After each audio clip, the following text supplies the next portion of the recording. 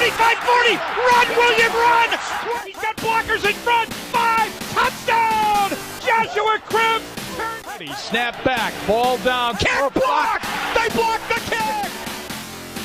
This is the Orange is Orange and Browns podcast, part of the Press Play Podcast Network. I'm your host, Chase Smith, and with me, as always, Browns insider Jeremy Powell and our newest Orange is Orange co-host. She's your favorite Emmy-nominated digital content producer from News Channel 5, Camryn Justice. Jeremy, Camryn, how you guys doing?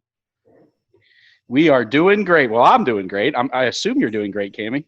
I am doing great. That was a good assumption. Good job, Jeremy. I'm doing great. Thanks for asking, guys. Just had a baby boy. He's 8 days old, so we're trying to get this sleep thing figured out. But couldn't be more pumped. Hey, on the show today, we have one of the 4 Around the NFL podcast members. He's a personality reporter and host at NFL.com, an NFL network, someone who is not shy about his love for our Cleveland Browns. Marc Sessler. Marc, welcome to the show. Hey guys, thanks for having me. Yeah, you can see I have like a Browns flag in the background because now we're all in this Corona time, and my podcasting studio is 8 feet away from my bed, so It's this just covers up a hideous alleyway window behind me. And NFL Network, we've done a few shows, and no one's blinked yet that I appear completely biased with the Browns flag behind me. So all is good. Marc, I want to circle back for a minute to ask you, how did you get into journalism? How did you end up a Browns fan, working at a national network? How did all that happen? Well, I became a Browns fan first, and that happened. I'm old enough where I became a Browns fan in 1986. I lived on the East Coast. We're outside of New York City in Connecticut. And so all we got were Jets and Giants games. I mean, I didn't have cable television back then. So, I didn't know that much. I was learning about the sport through the lens of terrible Jets teams and Bill Parcells rising to power with the Giants. But I had a friend move to Cleveland and quickly became my best friend in 6th and 7th grade. And we, weirdly enough, were like all into doing our school in middle school and high school had these little television stations. And so we quickly became like obsessed with announcing, but he was also a diehard Browns fan. And he was like, you've got to check out this Bernie Kosar team. And I thought, well, okay, I'm kind of into the Cowboys back then for a season, but I watched them obliterate the Dolphins on a Monday night game. And it just, how it is, it hooked me in. And that kind of wedded with my desire at that age to get into sports journalism and all that. But I left it for a long time. And I moved to LA. I always wanted to do writing. I came to LA to do screenwriting. And that journey came and went without too much fanfare. But I also would go jogging in the mornings, and NFL Network wasn't too far up the street. And I thought, wait a minute, that's where I really want to work. Except here's the problem. I haven't worked in journalism in about a decade plus. And I've been living in corporate hellscapes with just terrible jobs. And I had a friend that said, look, I have an editor who's at NFL.com, and they're growing the business. His name was Justin Hathaway, the editor, who took me on. And within about 8 hours to me getting there, it was pretty clear that I had some work to do. This was back in 2010, 2011. And he worked with me, and he just said, don't give up. I know why we hired you. You've got passion for this. And it kind of grew from there because NFL Network was established, but NFL.com was really growing. And so I went from kind of a 3-day-a-week editor. I took a sizable pay cut weeks after we had our first child. The wife was very kind about this, but probably slightly annoyed behind the scenes. Sure. And it just, it's been a decade, and I kind of got there and I said, if this doesn't happen, then there aren't that many more chances to take a chance on something that I've always wanted to do. So I would just stay extra hours, do any assignment they got. I think someone had a dropout of going to the combine, and that opened the door for me to go. And that really began a different part of the journey. And then all the guys that are on our podcast, Dan Hanzus showed up a few weeks later, Greg Rosenthal about a year or two later, Chris Wessling. And it kind of just through luck and wanting to work together and wanting to talk about football, we started our podcast. And the kind of the rest of it is just sort of, it happened organically. I wouldn't recommend my route to anyone. Don't leave something you want to do for 10, 12, 13 years and think that in your 30s, you're going to come back in there. I got very lucky that I lived in LA and it happened to be there at the time. Otherwise, I just think it never would have happened. Good on you, sir. And we're so happy to have you on because we had a couple things we wanted to talk to you about, but just yesterday, within the last 24 hours, NFL.com dropped our top 100 players of the season. This always brings up conversation and controversy. So, Mark, can we talk to you about that a little bit? Yeah, let's do it. All right. So, first thing, Miles checks in at 80. Can you separate your NFL job from your fandom in this moment? I mean, how you doing, man? Well, I mean, how we're doing. Yeah, I think there's reason to look at that and just say, wait, how did we get to this result? And I think a lot of this could be we definitely know that players are voting, and I wonder if the tail end to the Myles Garrett experience last season either turned some people off or maybe just he was out of sight, out of mind. If anything, I would look at Myles Garrett and what his absence meant for that defense as an argument that he's closer to top 20, not 80. I found it interesting that Jeff Schwartz, whose brother was, the right tackle Mitchell Schwartz, and who was left off this list ridiculously. I mean, what Mitchell Schwartz did in the playoffs for the Chiefs and what he's done in his whole career, it's obscene that he's not been on this list. And, better and better every year. It's absolutely. And one of the bigger losses for the Browns in the last half decade. There are players voting for this, and Schwartz just mentioned, I don't see the list or who votes on any of this at all, but that players vote for their friends, or they maybe don't vote for people that annoy them. So I'm not sure it's like the most highly scientific survey out there, but that's just what I'm hearing from him. I just don't understand Myles Garrett at 80. And Camryn, I saw your tweet about basically listing, here's who the person is, here's what he does, and here's what he means for the Browns. And I couldn't have agreed more with the metrics and just the stats you pointed out. I mean, anyone who watches Myles Garrett, I mean, the level of disruption is I would just trust my eyes. Like we've watched a lot of bad Browns defense over the years, and he's a completely different human element to that side of the ball in Cleveland. So do you think that they put him at 80 based off of last season? Because to me, it's supposed to be, players going into 2020. Do you think it was just the result of him being suspended that caused them to vote for him? I think that's a great question because, even on our podcast, when we've kind of nitpicked the list, I think there seems to be, I don't know if it's confusion, but maybe disagreement on if we're voting for the experience we've had with him up till now or where we think he'll play into this season, because why would it be lower for any other to me, if he were at 40 or something, I'd have an issue with that. And it's just because of the player I see on the field. And I agree, it's got to be that. I think it was a polarizing event, right? I mean, you look at everything that surrounded that, him with the racial stuff. I believe Myles personally, but you never know. I think that probably caused some players, if it's players voting, to vote him lower than he probably deserved. I mean, he had 10 sacks in 10 games, like you said. The Browns were a different defense without him on the field. Sometimes you know how good a player is when you take him out of the lineup, right? And I think with him out of the lineup, it was pretty clear just how important he was to the team. I have to believe that Myles was probably penalized a little bit from the end of 2019. The other player on the list, Jarvis, comes in at 61. Mark, I personally love Jarvis Landry. He's going to be the next Browns jersey, but I think he's the heart and soul of that team. And I thought from day one, from Hard Knocks, when he had that speech to the receivers, like, oh, this is someone that we've needed since 1999. Mark, is that a fair evaluation? 61?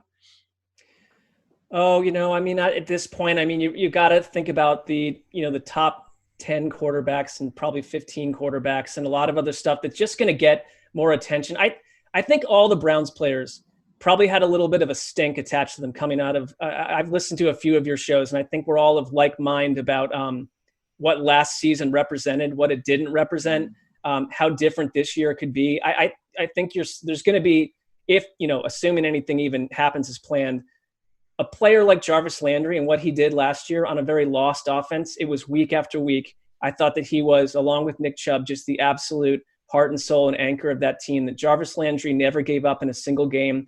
He did everything you could ask from someone who they gave that contract to. So he's higher on my list, but again, that may just be me way too zoned in on what the positive elements were in a really rough season in 2019.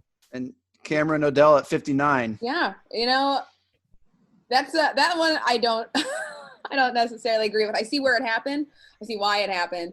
So Jarvis Landry I'm excited about because last year he was at 84. So that's a huge jump. It's 23 spots up the list. So at least people are appreciating him and what he brings to the Browns. I think that's a good sign that people are understanding that he is grossly underrated a lot of the times. But yeah, Odell was 23 last year. 59? I mean, I know he was injured, but come on, he's prime. Yeah. He's ready to go. I mean, am I wrong here? Am I wrong to expect the best?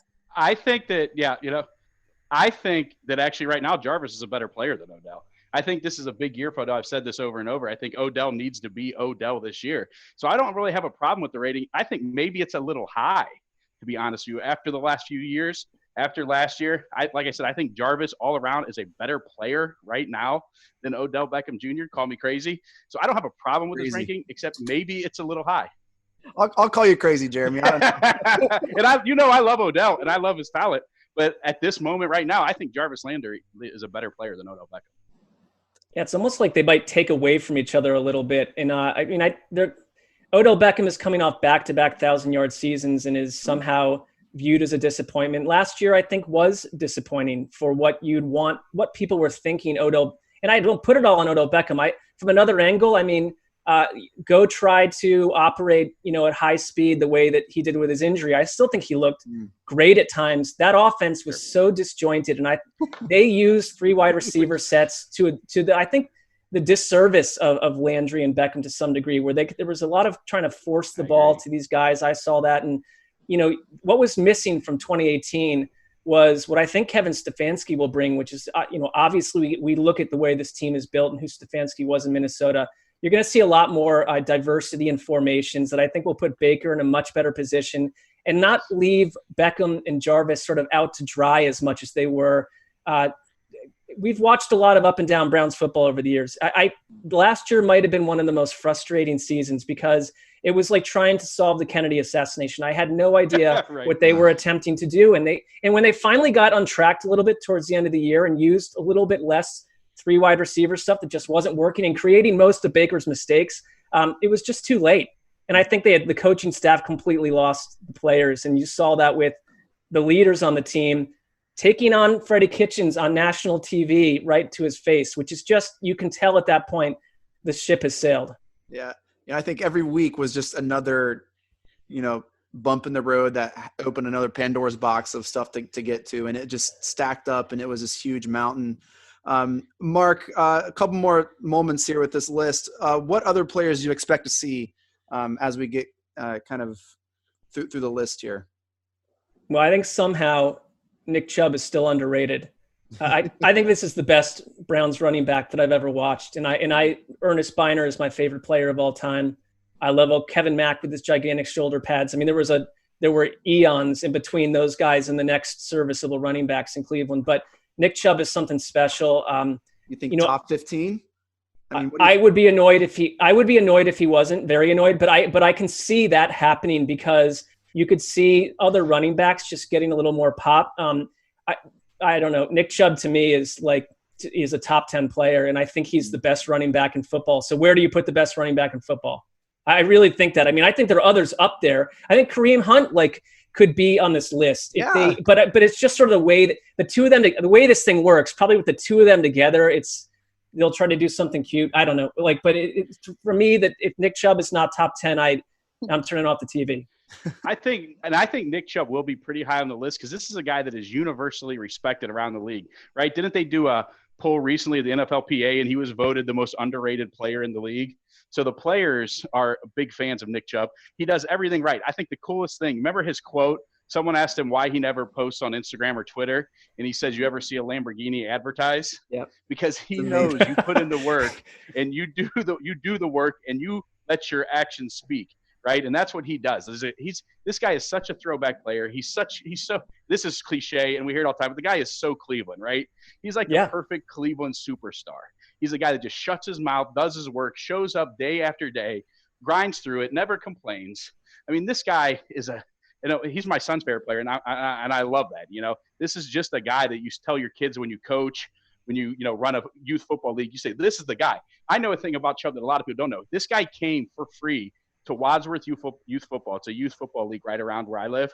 He came and spoke to their team. Didn't ask for anything, just came and spoke to him last year. That's just the kind of guy he is, just a great guy and a great player. And I think he will be high on the list, and I think he deserves to be. And to Camryn's point of it, is this last year or is it 2020?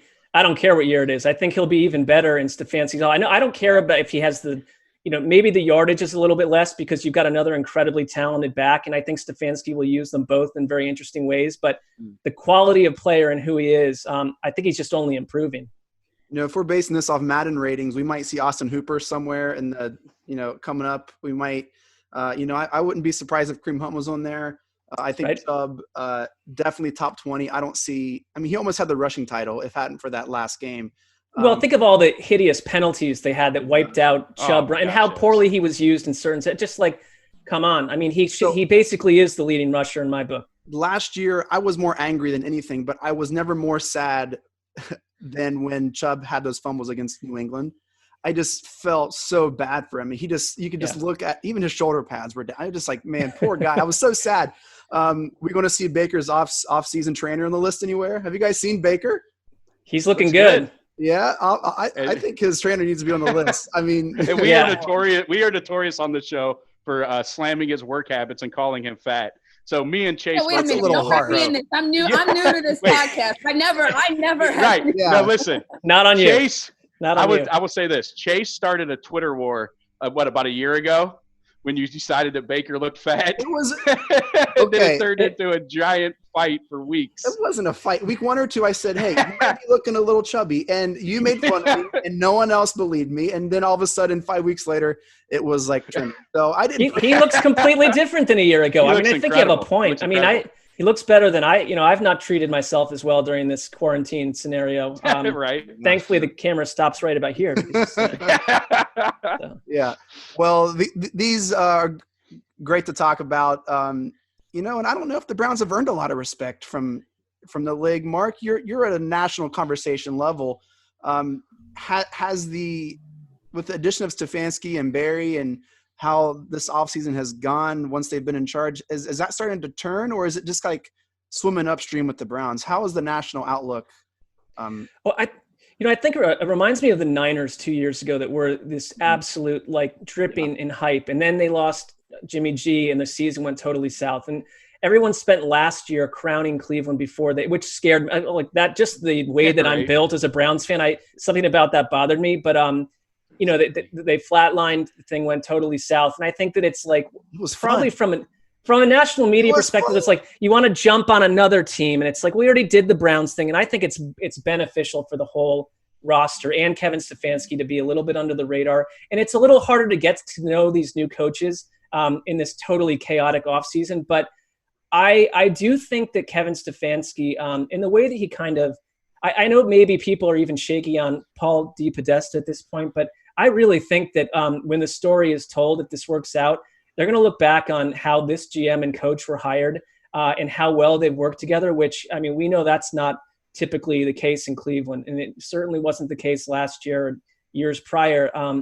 I think that there's respect that they brought in a good coach. Their GM I think Andrew Barry is already being seen as a riser, someone that, has hit the ground running and handled a really tricky draft and free agency period really well. I give him an A. I thought he just handled a tough job really well. And so I don't think there's disrespect the way that for me being in our newsroom on Sundays, easily the darkest, and there were lots, but it's it's week 1 and Brandon Whedon's getting caught under American flag. And you're dealing with that for the next 3 years, or everything to do with Johnny Manziel, or everything to do with Trent Richardson, or everything to do with Rob Chudzinski or Hugh Jack.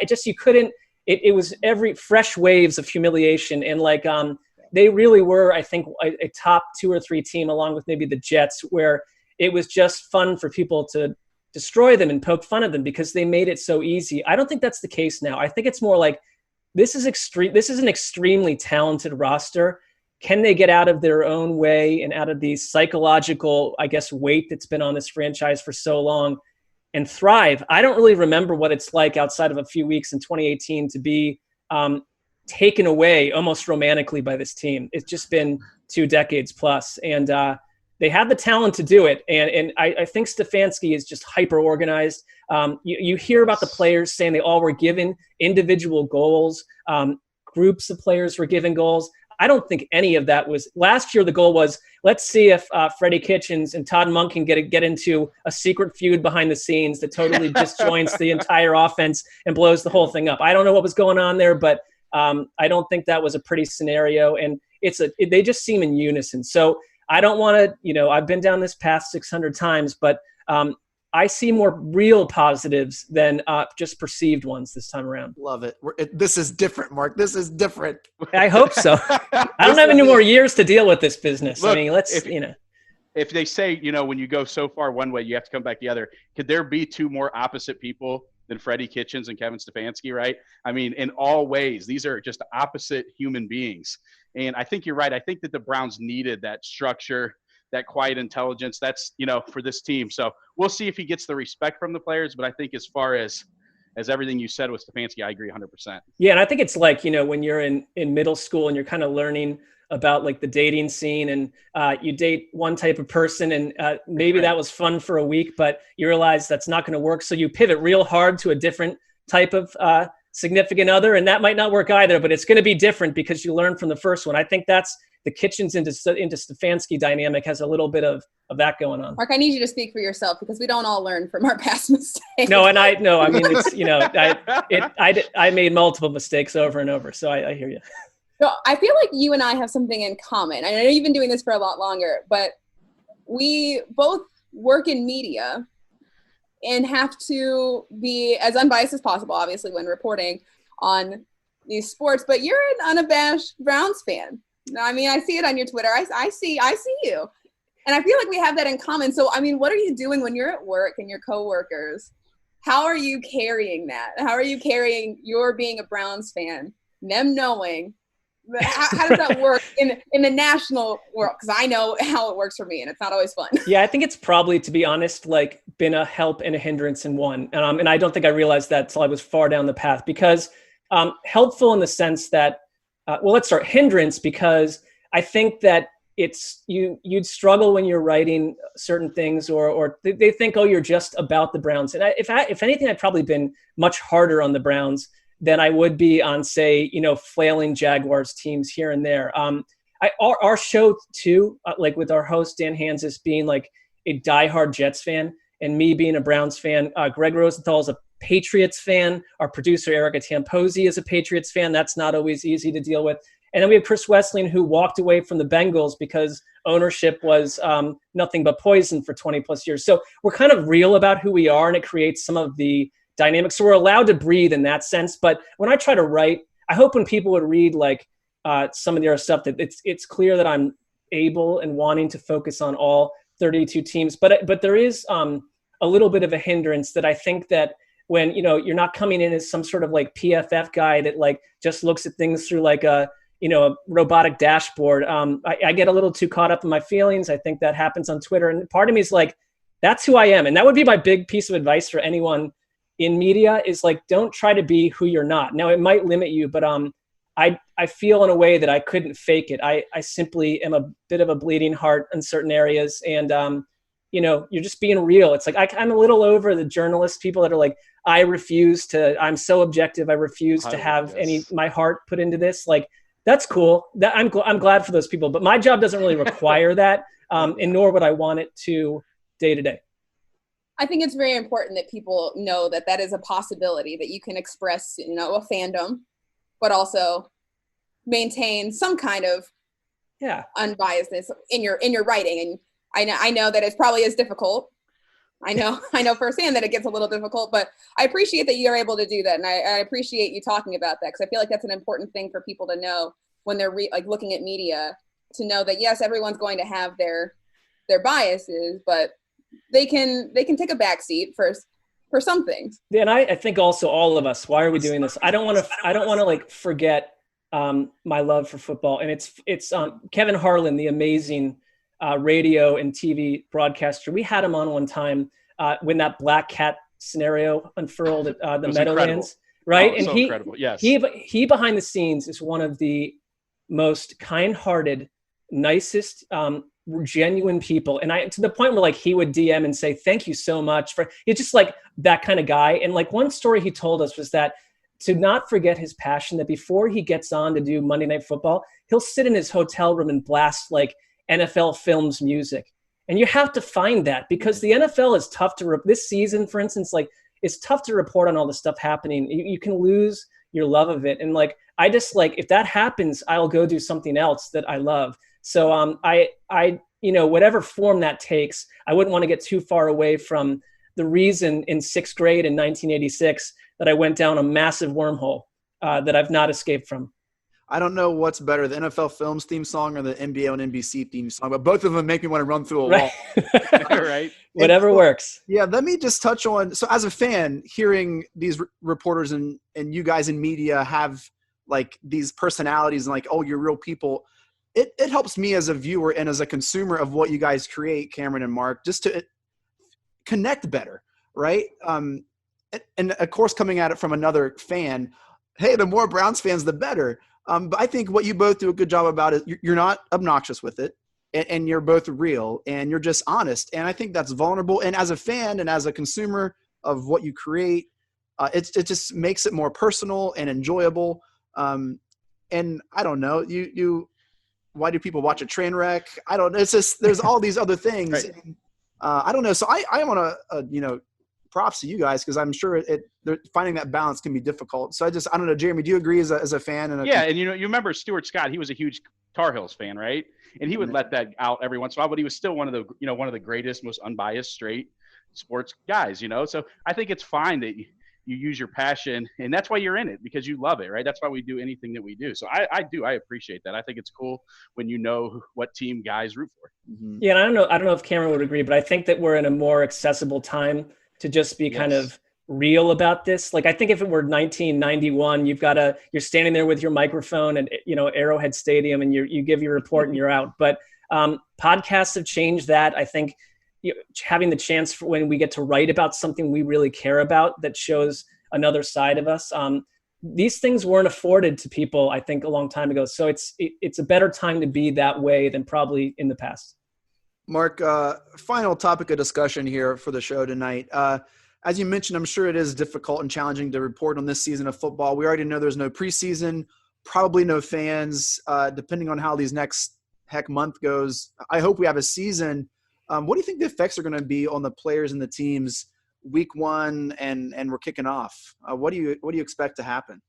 Well, I think it's going to really separate certain coaches. And I don't love the idea that 48 days from now, and again, we feel positively about Kevin Stefanski, but your dry run is in Baltimore against John Harbaugh, who's been doing this for a billion years, and Lamar Jackson, and an offense that is, they're not having to start from scratch. If anything, they just added weaponry on both sides of the ball. So I think there's just this clear, everyone's going to have to just be real about it. And I think that coaches are kind of galvanized by overcoming hardship. So I don't think there's a lot of, crying about this, but there are, teams in a real fix, and they have to get up to speed real quick. And I can't imagine, we mentioned this on our show today about who's at an advantage versus an advantage. And the idea that someone has to, go play left tackle for the first time ever on September 14th in the NFL with no real in-game situation to lean on at all in the NFL. I think you're going to see a September that is the preseason, and some will race out and probably be at an advantage, and maybe other teams that would have been better off with a full helping of off-season practices are going to be in hot water. And so does that lead to just basically the Chiefs and the Saints in the Super Bowl? Maybe. I think teams tend to work themselves out of their issues by October, November in general, but there's this X factor drop from the sky that we have no control over that's wreaking havoc in baseball, and football just seems like a much thornier sport to deal with. You're bringing 200 plus people to Baltimore in week one. I mean, it's just ripe for issues, and you just got to hang on and cross fingers and hope that you even get a real season. That is such a good point, with teams in transition having to deal with this, jumping right in week one, whether it's a young quarterback or a new scheme or a new coordinator or a new coach. All those probably do, teams that have an established coach, established quarterback, established system favors the early part of the season for sure. Oh my goodness. Oh yeah. I would say the one thing that the Browns have going in their favor is the Ivy League collection we have here. We have the smartest guys in the league that know how to use, modern technology to get a point across. But obviously, that is not a trade-off for time on the field. Right. I mean, they could probably build a time machine and go from week 6 back to week 1 if they needed to. So I think that we're in good hands. Good point. Do you think the NFL considers changing their plan? I mean, obviously some teams have been approved already, but not all teams are in. Do you think that this is a possibility? I mean, especially seeing what's happening in baseball in the MLB right now in Miami. Do you think that maybe the NFL shifts and maybe implements some kind of bubble system, or do you think it's a great question, because I think that's the $1 million question. And I think that the Marlins stuff landed as an ominous thud for all of us this morning. And it kind of, for me, seemed like the darkest moment. Now, does that mean that's the end result? Bubbling in the NFL, someone had a great idea. I just saw it on Twitter, was like the 8-week season, bubble teams of 4 in groups, bubble the playoffs. You can get through all of this in 2.5 months. If the NFL is hell-bent on must have 17 weeks, must have 7 playoff teams in either conference, and will be willing to play a Super Bowl in March. They seem to be, but I don't know. I think behind the scenes, to your question, that they have all along, they have opted for safety. They didn't do the draft. They didn't do OTAs. It's like there aren't a lot of things you can point to that said, you just put everyone in harm's way for the sake of keeping things normal. So I think there has to be nimble flexibility at the highest levels. And I think I would imagine that's what they're striving for, because there's a PR aspect to this too. And baseball can't fall into the same trap. And we're all in a mystery land. We don't know where we'll wind up. Could the season look very different? My concern is that the desire to start it on time, and then you get 3 or 4 weeks in, and it's just not tenable. I would hope they'd be forward thinking enough to change those plans. And I believe that there is, it helps to have the Players Association having the stronger voice than they've ever had in our lifetime. They really do. And I think that we're learning that players are not just a bunch of lugheads. These guys are worldly thinking, knowledgeable people who care about their very short careers in the overall scheme of things. Mm-hmm. And if it means skipping a year, if it ever came down to that, for everyone's safety and start next year, that's not what anyone wants. But we're not going to get what we want necessarily. I think as of right now, no plans other than what we know. They're going to forge on the best they can. Yeah.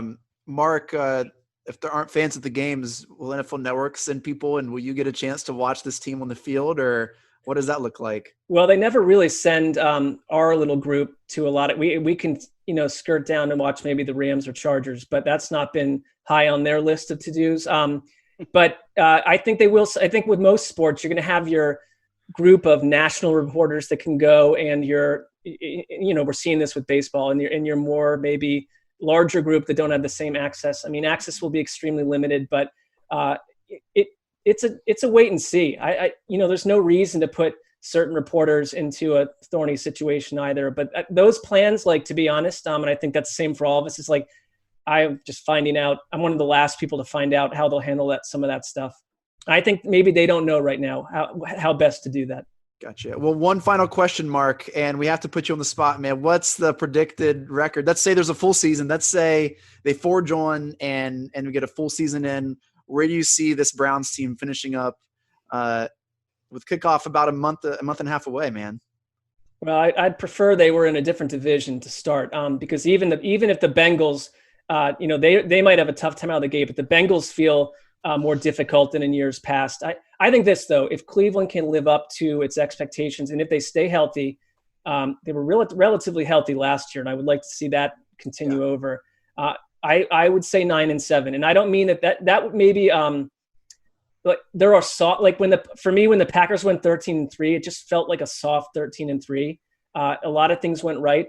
I think Cleveland's just going to be one of these divisions where maybe it's the Ravens and then 2 other teams battling for maybe even a second and third wild card spot. I love that there's a 7th team. I think Cleveland can be a wild card team at 9-7. If they went 8-8, aren't we disappointed? I mean, they have Pro Bowl type players all over the roster. Now, I'm always expecting something chaotic to happen, but I think I said 9-7 last year. And I'm saying it again. So what possibly could go wrong with that prediction? About a month and a half, maybe 2 months ago, we did our way too early predictions, and I had him at 12-4. Jeremy had him at 11-5. So you come on this show, man, we're all shooting for the stars, man. No shame in that. I want that. Yeah, we don't hide that at all. Mark, thank you so much for your time. I know you have a lot going on. Thanks for coming on the Orange is Orange, brother. Well, sure. And we'll see where we are down the road. But I'd love to come on again. It was really fun to talk with you guys. And I mean, it would be great to see something positive happen and we could discuss real world positive Browns events, which is not, that's a rarity in life. So we'd have to gather again. We'll be sure to have you on. If we were at the halfway point and we're about 6-2, you're going to get a call from us. So. Happily. Well, thank you guys. I really all right. Appreciate thank it. you. Hey, and thank you all for listening, downloading, and subscribing to the show. Catch us anywhere, Apple Podcasts, Spotify. We even post these on YouTube in case you just want to listen. You can't watch, you can listen. Camryn, you have any thing you want to add? Final thoughts? No, I just want to say thanks to Mark, and I appreciate the things that we have in common. I get on Twitter and I see you tweet and I'm like, hey, that's me. Well, we got to back each other up because it's not always an easy road, but yeah, we're in each other's corner, and I wish you guys well and enjoy the season and keep doing it. It's a great show. Thank you, sir. Jeremy, bring us home, brother. What do you got? Hey, let's go Browns. Ooh.